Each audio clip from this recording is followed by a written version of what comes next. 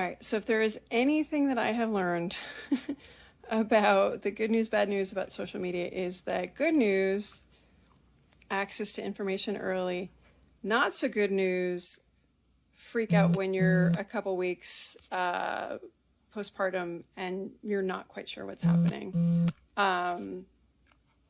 So I get DMs all the time of people who I think are frantically searching for what's wrong at 2 a.m., whatever time zone they are in the world.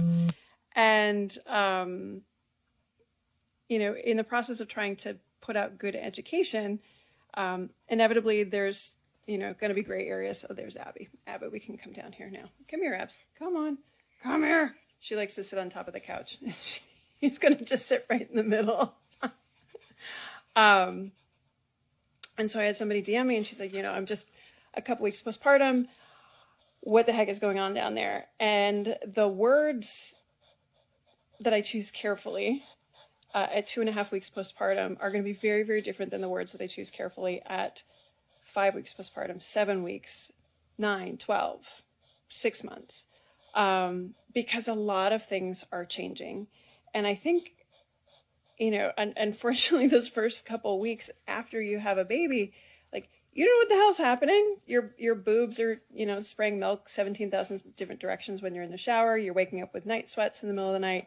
You still probably have, bloody discharge. You might have some leaking. You might feel some pressure. If you've had any tearing, there's pain from that. If you had a C-section, there's discomfort from that. Then there's the constipation. There's a lot going on. And so what's important is in those first couple weeks, notice, but don't freak out. Okay. Sorry, my son keeps texting me. Notice, but don't freak out.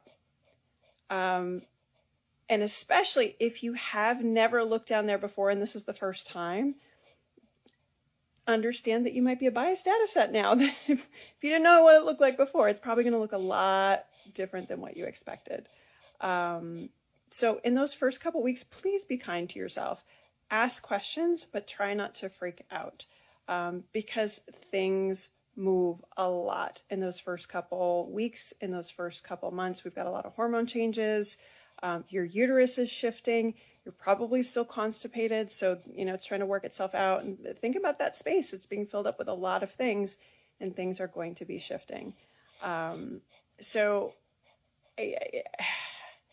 It's really, really tough when you're scared to not freak out. So I think it's important to gather information, talk to your OBGYN, talk to your pelvic floor physio if you have one, get information that will help you feel confident. But also I think it's important to recognize if more information freaks you out more, then maybe we need to back off on that. So more information is good if that's something that's helpful for you, that can kind of bring your fear down a little bit.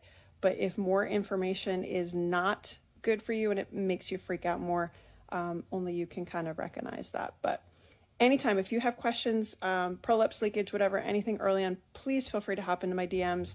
Always, anything medical, please talk to your OBGYN. But I can give you kind of based on my experience, things that I will typically talk to my clients about. And if you are a postpartum pro, remember this week we have our problem-solving prolapse-free masterclass. Our first one is tomorrow night. You can go link in bio to sign up for that. And that is for pros only. What we're trying to do is get some better options for moms out there and just kind of get some of our providers a little bit more educated, talk about some of the research and that kind of stuff. So this is pros only, but trust me, moms, it will filter down to you, I promise. So any questions on that, hop in my DMs, and time to go pick up my son from school. Have a good one.